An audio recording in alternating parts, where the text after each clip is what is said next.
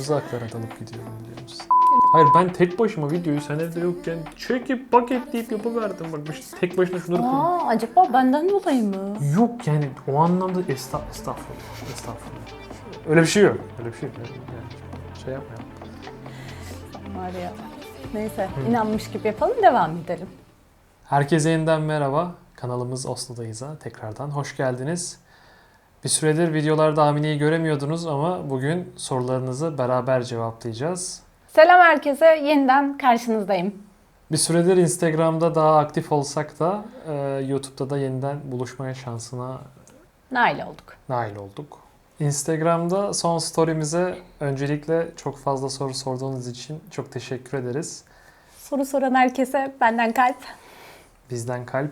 Şöyle ki Instagram'da daha aktif olmaya çalışıyoruz. Gerek Reels, gerek Story, gerek post olarak oradaki aktivitemizi bayağı arttırdık. Ama tabii ki işin bu boyutu da var. Oradan sorduğunuz soruları burada cevaplamak her zaman bizim için daha rahat oluyor. Çünkü ister istemez orada algoritmanın kısa formata ittiği bir platformda uzun uzadıya sizlerle böyle rahatça konuşamıyoruz. Bira bismillah deyip ilk soruyla ben başlayayım. Demişler ki Oslo'daki Türk market ve restoran önerileriniz nelerdir? Oslo'da Türk market olarak ben özellikle birini biliyorum. O da Grünerløkke'deki Vatan Market. Ve orada çoğunlukla aradığım şey bulduğum için, gerçi burada pek bir şey de aramamak üzerine zihnim.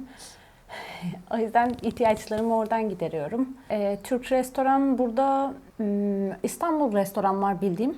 Ama ben henüz orayı denemedim. Nasıldır fikrim yok. Ama Oslo'ya dair genel itibariyle şunu söyleyebilirim. Porsiyonlar beni mutsuz ettiği için dışarıda pek yemek yemiyorum. Ben de eklemem gerekirse evet, hani normal gündelik hayatımızda hemen Grünerløkke'deki Vatan'a gidiyoruz. Hem evimize yakın hem aynı zamanda burada daha büyük bir marketleri var. Dış ticaretçiler, yani buraya esasında Türkiye'den ihracat yapıyorlar ya da Türkiye'den buraya ithal ediyorlar Türk mallarını, hangi şekilde koymak isterseniz. İyi mi? Yeterli. Muhteşem mi? Asla. Ama zaten Türk ürünlerini hani en iyi kalitede Norveç'te bulmak bir rüya. Türk restoranlara gelecek olursak aynı şekilde hemen Vatan'ın etrafına kümelenmiş bir şekilde birkaç tane işte İstanbul olsun, Amine'nin dediği gibi saray var diye biliyorum hemen karşısında. Birkaç tane Türk restoranı var. Hiç denemedik. Deneme ihtiyacı da duymadık işin doğrusu. Yani çünkü Türk yemeği özlemi gelince Türkiye'ye gitmek en güvenlisi şu aralar. Ama Oslo'daki diğer yeme içme, restoran gibi öneriler için esasında biz de burada, hatta topu Ayçin'e atayım ben. Instagram'da dondurma gurmesi, hatta şuraya koyayım hesabını. Ayçin'i takip ediyoruz biz. Kendisi de hem YouTuber hem Instagram'da da Oslo'daki, hatta sadece Oslo için değil, gezip gördüğü yerlerde hem tanıtımlarını yapıyor hem de biz özellikle Oslo'da gittiği, yediği, ettiği, içtiği şeyleri takip etmeyi çok seviyoruz. Oradan da çok yer gördük esasında. Buradan da Ayçin'e şöyle bir selam gönderelim. Sorunu böyle cevaplamış olalım. İkinci soruya geçelim. Story'mizden de hatırlayacağınız üzere sadece Oslo, Norveç özelinde değil, bizler hakkında da soru sorabilirsiniz demiştik. Ve sadece bu minvalde bir soru geldi. Ve demişler ki efendim, birbirinizde en sevdiğiniz ve en sevmediğiniz özellikler nelerdir?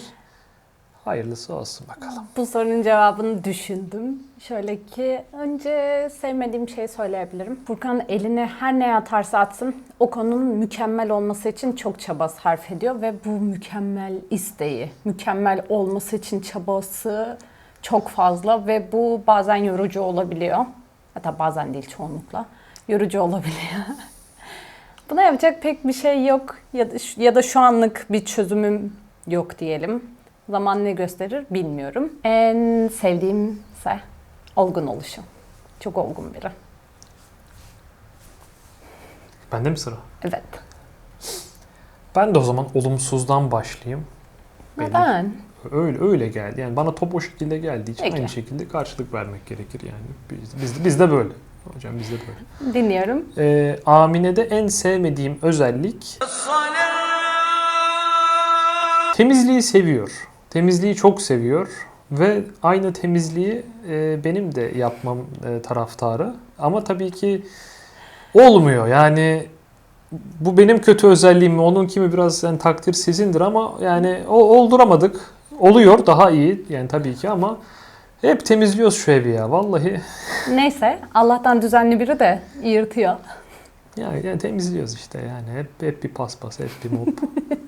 Öte yandan Amine'nin en sevdiğim özelliği de koşulsuz şartsız her ne manyaklığa girişiyorsam, her ne proje yapmaya çalışayım beni hep destekliyor. Her zaman desteğini hissettiriyor.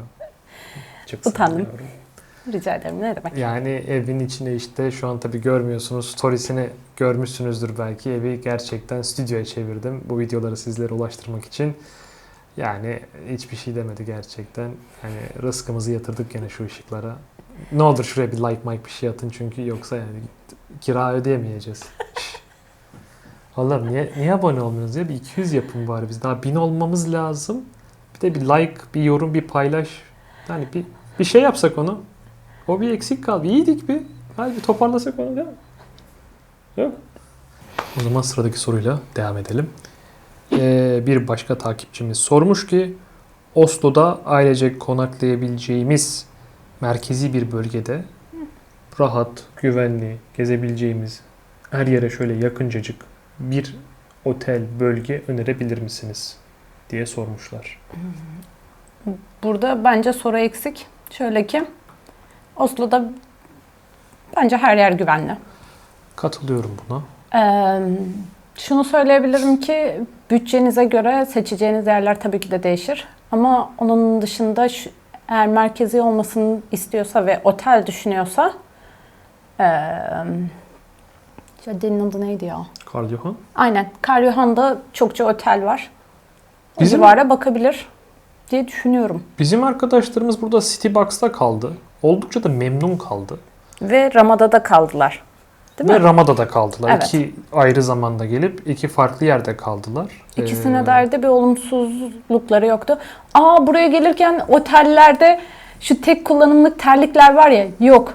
Lütfen terlik getirin ya. Yani tam Sıkıntı. bir rezalet oluyor yoksa. Yani, ve Avrupa'nın çoğunda yok. Hani eğer Evet. ilk yurt dışı seyahatinizse gerçekten Evet. kesin getirin. Hani vardır demeyin. Getirin. Bulundurun. Rezil rüsva olmayalım Yani gerekiyorsa burada. kendiniz alın, kullanat şeklinde. Hele ki kışın geliyorsanız hani yağmur, çamur oluyor. Bugün efendim yanlış olmasın 16 Mart deliler gibi kar yağdı. Hani Evet ya. Cemre buraya uğramıyor herhalde.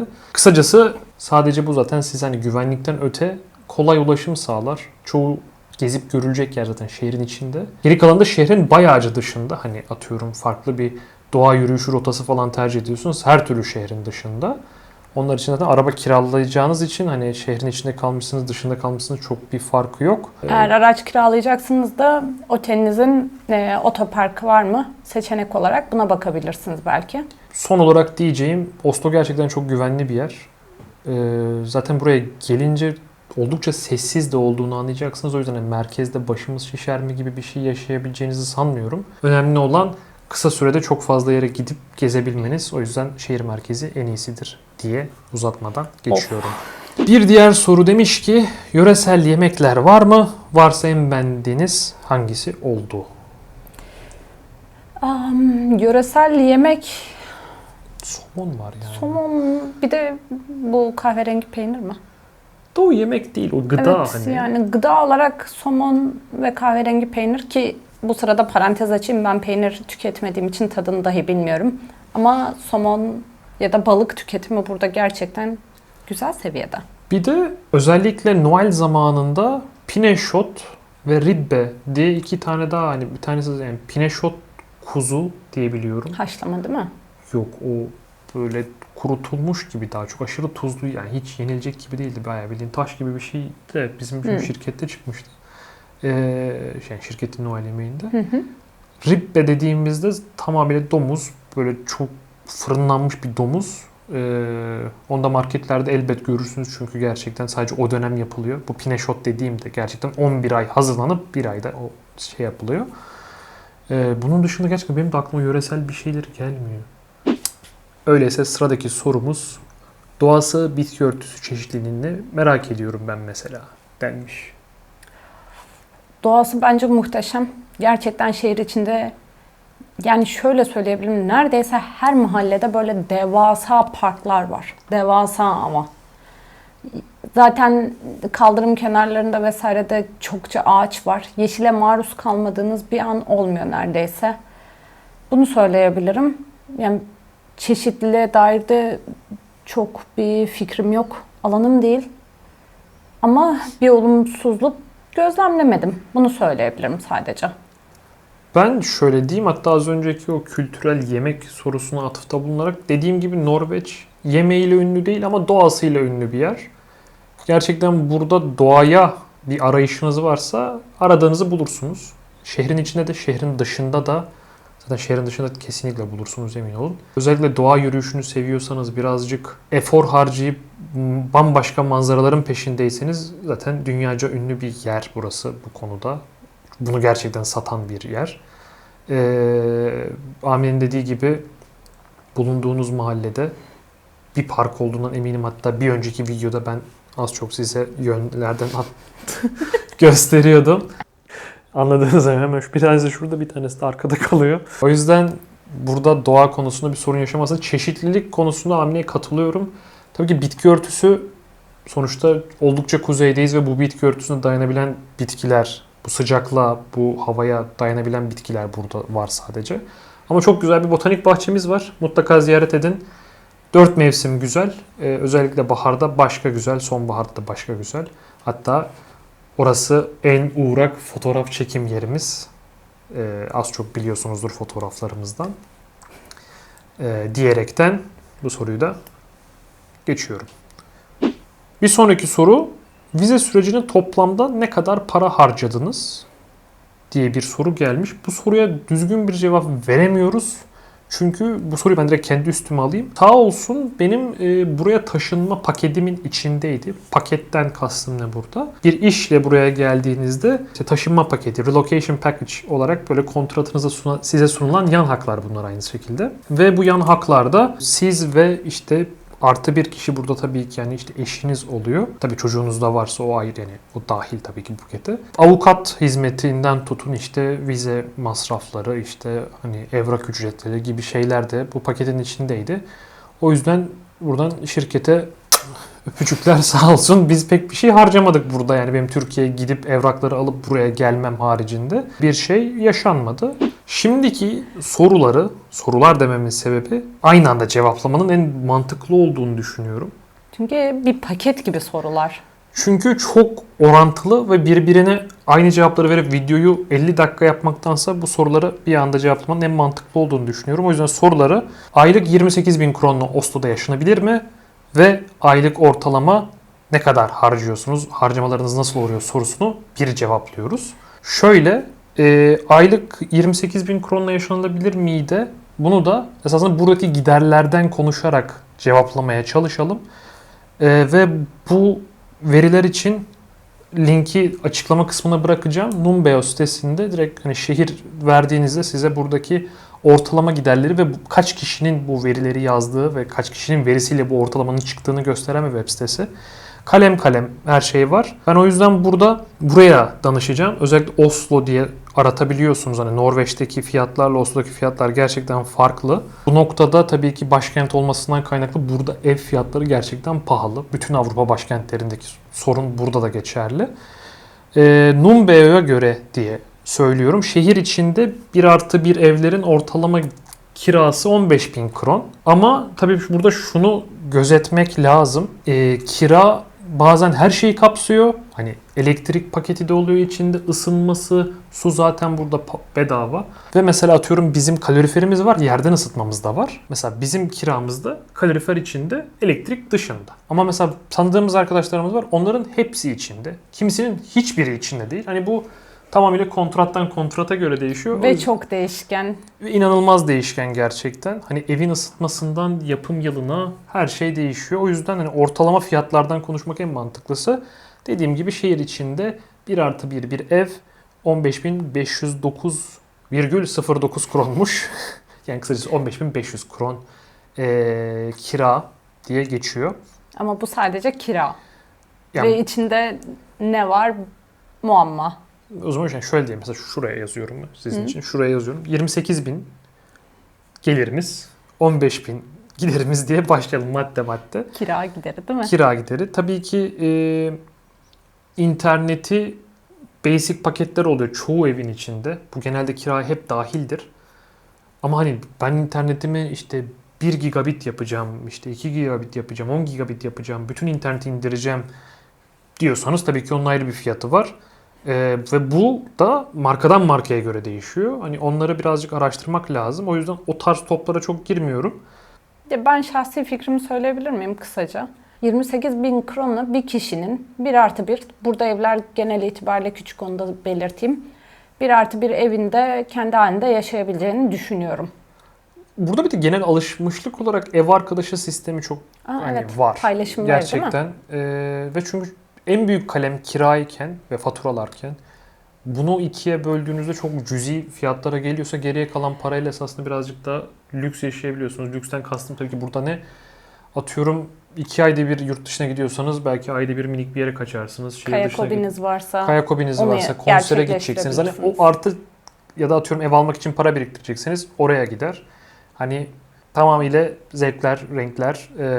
Eğer böyle bir düşünceniz varsa bu soruyu soran arkadaşımıza bunu da unutmayın derim ben. Ama 28.000'in 15.000'i ortalama kiraya gidecek. Bunu bilmesi lazım.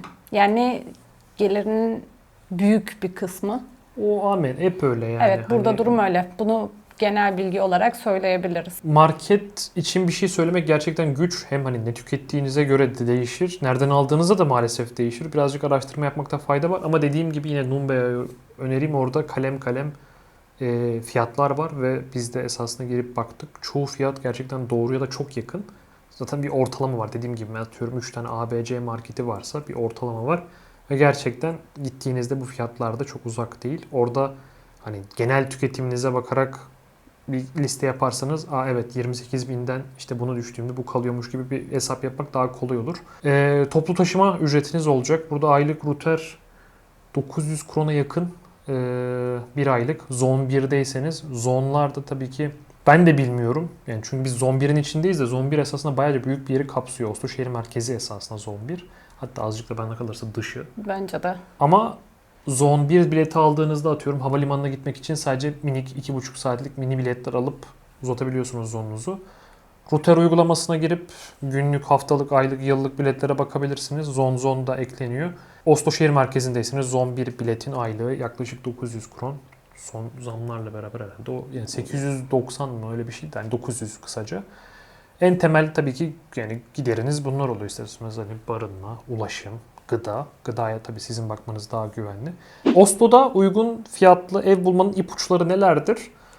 Oslo'da ev bulmanın bir tane zaten yani uygunu pahalısı tek bir yer var ev bulabileceğiniz. Hatta her şeyi bulabileceğiniz. Adı da gerçekten bul olan Finn. Finn buranın sahibindeni. Hatta şu anda yani direkt girip bakabilirsiniz. Finn.no oradan evler, kiralık deyip haritayı açıp Oslo şehir merkezine şöyle bir halkanın içinde işte 1+1 şu kadar metrekare, şu yılda bir apartman, asansörü olsun böyle filtrelerinizi girip Gerçekten baktığınızda sahibinden gibi. yani sahibinden kullandığınızı düşünüyorum. O yüzden burada da direkt şu an Finn'e bakıp oradaki şu an insanlarla konuşup daha fazla bilgi alabilirsiniz. Uygun fiyatlı ipucu maalesef yok. Uygun fiyatlı ipucu şehir merkezinden uzaklaşmak Ya diyebiliriz. da paylaşımlı olabilir. Aynen, ya da paylaşımlı olabilir ki zaten bunlar da aslında genel kurallar. Tabii. Tek buraya özgü değil. Bir başka soru. Oslo'da boş zamanlar nasıl aktivitelerle değerlendiriliyor genelde denmiş. Bunu bize sorarsanız başka bir Norveçli'ye. yabancıya sorarsanız Evet. başka Norveçli'ye sorarsanız büyük ihtimal kayak yapıyordur. Kışın yazında geziyordur. Bizim için sorarsanız Amin'in bahsettiği gibi bu sene daha biraz adaptasyona geçiyor. İster istemez bir de hani bunların çekimi, editleri, sosyal medya, Evet. portfolyo, fotoğrafçılık, dış çekimler, başka insanlarla çekimler. Bunların fikirleri derken isterseniz vakit geçiyor. Tabii biz de bir iki kaçamak yapmaya çalışıyoruz hani. Gerek ailelerimizi görelim işte bir kez bir Krakow'a gidebildik. Evet. Bir başka soru, en uygun fiyatlı market hangisidir diye bir soru gelmiş. Buna yine bir cevap vermek çok güç. Sebebi de şu. Ya şöyle ki burada bulunduğunuz bölgeye göre ulaşabileceğiniz marketler oluyor. Ve bir noktada en uygunu sizin için o oluyor. Çünkü diğeri için hani ulaşım masrafınız oluşuyor bu defa. Sonra taşıma gerektiriyor vesaire derken böyle zorluklarla karşılaşabiliyorsunuz. Eğer eviniz merkezi değilse ancak ve ancak evinize yakın olan marketi seçebiliyorsunuz. Norveç'te özel gün, bayramlar nasıl kutlanıyor acaba? Kültür farklılıklarını merak ediyorum. Bu soruya ben cevap vereyim. Evet. Çünkü çok temel bir cevap vereceğim. Norveç'te bir tane özel gün var. Tabii ki daha fazla özel gün de var ama bir tane gerçekten özel bir gün var. O da 17 Mayıs. Milli bayram. Milli bayram, işte bağımsızlık bayramı, yani çok keyifli. Gerçekten bütün ülkecek, bütün şehirlerde sonuna dibine kadar kutlanan bir gün. İşte hanımefendiler buraya özel Bunat adı verilen kıyafetlerini giyiyor. Beyefendiler full takım elbise gerçekten hani. Bir de Mayıs ayı geldiğinden güneş de geç batıyor. Hava çok böyle tam tatlı, böyle 20 derece falan oluyor. İnanmasa da şu an Amine buna. Diğer hani işte dini günler falan burada esasında açık konuşmak gerekirse ne kadar kuzeye giderseniz dindarlık o kadar azalıyor. Yani Estonya'da da aynısını yaşadım. Burada dini günler özellikle resmi tatil eşittir. Ben kabine giderim, ben İspanya'ya kaçayım. Sevdikleri kısımları alıp sevmedikleri kısmı resmi tatile itiyorlar diyebilirim. En hızlı cevabım bu olur. Bir sonraki soru. Ben de bir ay sonra Oslo'ya taşınıyorum. Türkler buluşması yapabilir miyiz? Neden olmasın? Kendi adımıza bunu düşünürüz. Hatta keyifle Yani biz varız. katılırız. Aynen kendi adımıza biz varız. Öncelikle hoş geldiniz diyeyim ben şimdiden. Bir ay sonrası sanırım çok güzel bir zaman olacak. Yani ben o tarihleri burada henüz göremedim, yaşayamadım ama Oslo'nun en güzel dönemi Nisan olduğunu, güzeldir. dönemlerinden biri olduğunu söylüyorlar. Tam çiçeklerin açtığı ama bazen kar yağdığı. Ama çok tatlıdır. Umarım siz de beğenirsiniz. Her şey yolunda gider. Hoş geliyorsunuz. Dediğim gibi inşallah ayarlarız. Hani çok büyük olsak hadi işte bir Oslo'dayız buluşması yapalım deriz de tabii yani büyük ihtimal sadece biz ikimiz olur.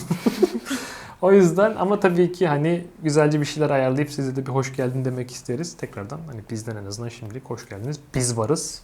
Biz varız. Hoş geldiniz. Ve şimdiden kolaylık, güzellik diliyorum size. Sıradaki soru, Estonya'da yaşam kalitenizle Oslo'da yaşam kaliteniz arasındaki farklar nelerdir? Bunu hiç uzatmadan çok güzel. Hani Amine topu bana attı. Ben de ekranın sağ üst köşesinde şu karta tıklarsanız Estonya ile Norveç'i yani Tallinn'le Oslo'yu kıyasladığım videoyu önereyim. Uzun uzun anlattım. Hepsi orada. Hepsi orada. Lütfen izleyin. Hatta lütfen izleyin ya. Vallahi çok güzel video. Bir sonraki soru. Norveç'te ev almayı düşünüyor musunuz? Nasip. Yani düşünüyor. Yani tabii ki düşünürüz. Yani atıyorum uçak almayı düşünüyorum. Onu da düşünüyorum da hani param yok. Şimdi hani düşünmekle realist bir şekilde alırım. İnşallah çok isteriz. Ama tabii ki bunun binlerce parametresi var. Para başta da hani konum... Her şey duygusal arkadaşlar. Zaman ne getirir bunu bilmiyoruz. Tabii ki de dediği gibi Furkan'ın her şeyi almayı düşünebiliriz. Her şeyi. Yani tabii işte Ama işte hayat. rızkımızı şu ekipmanlara yatırmazsam daha hızlı olur büyük ihtimalle bu süreç. Şaka bir yana gönül ister alalım. İnşallah. Alırsak zaten siz de biliyor olursunuz eminim bu yolda. Şu anlık hani öyle elimizde diyebileceğimiz bir şey yok ama inşallah. Norveçlilerle çalışmak nasıl? İnsanları nasıl? Hafta sonu aktiviteleri nelerdir diye sorulmuş. Hafta sonu aktiviteleri cevapladık zaten. Evet. Norveçlilerle çalışmak nasıl? Norveçlilerle çalışmak güzel. Norveçlilerle Norveç'te çalışmak güzel. Bunun altını çizeyim. Norveçlilerle Türkiye'de çalışsanız hepsini döver atarsınız eminim iş sahibi olarak. Çünkü burada işte şu sakinlik kelimesini ne kadar vurgulasak az. Burada işler yavaş ilerliyor.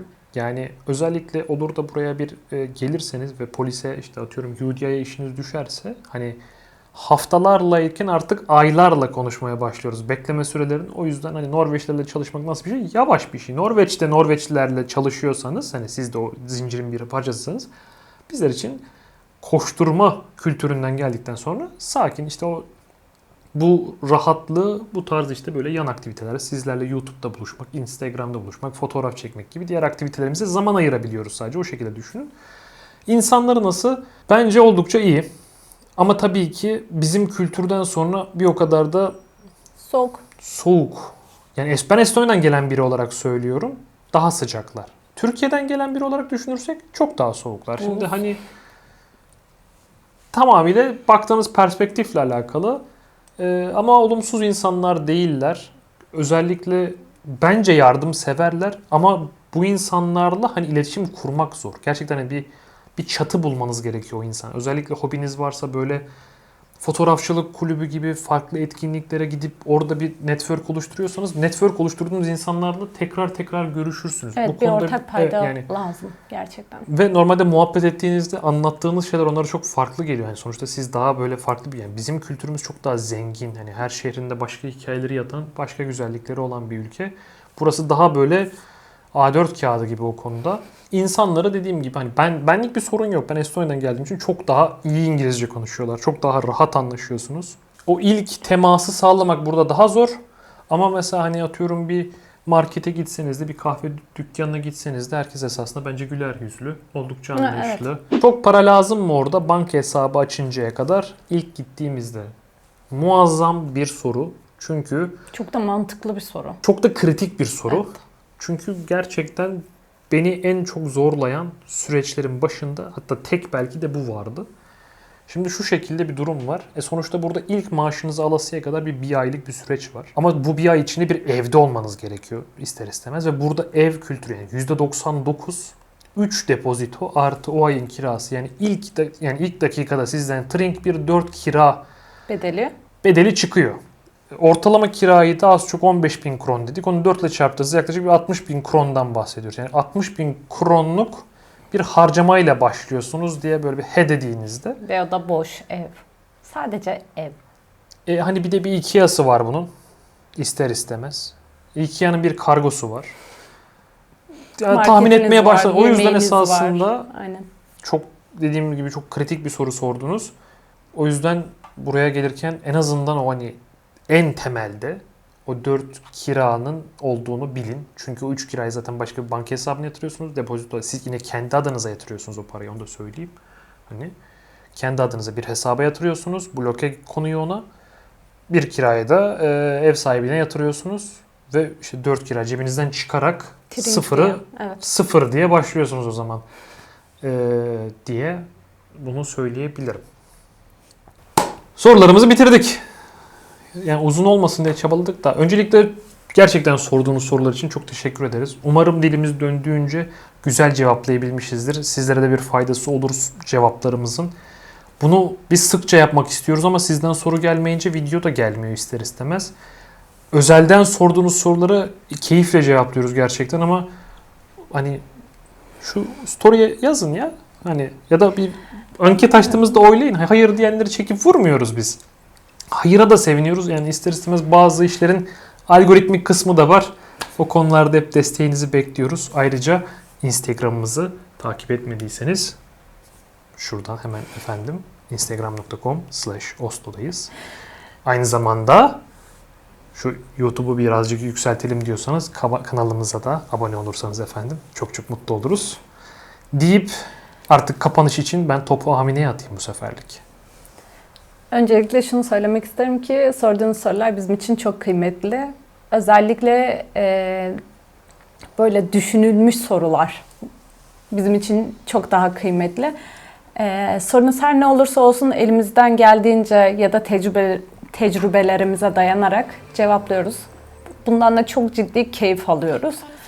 Umarım size cevap olabiliyordur anlattığımız şeyler, deneyimlerimiz ya da sorularımız sizde yeni sorular oluşturuyorsa bu güzel bir şey bence. Bizi dinlediğiniz için teşekkür ederiz. Bir sonraki videomuzda görüşünceye dek kendinize çok iyi bakın. Buradaki yorumlarda ve Instagram'da tekrardan görüşmek üzere. Hoşça kalın. Hoşça kalın.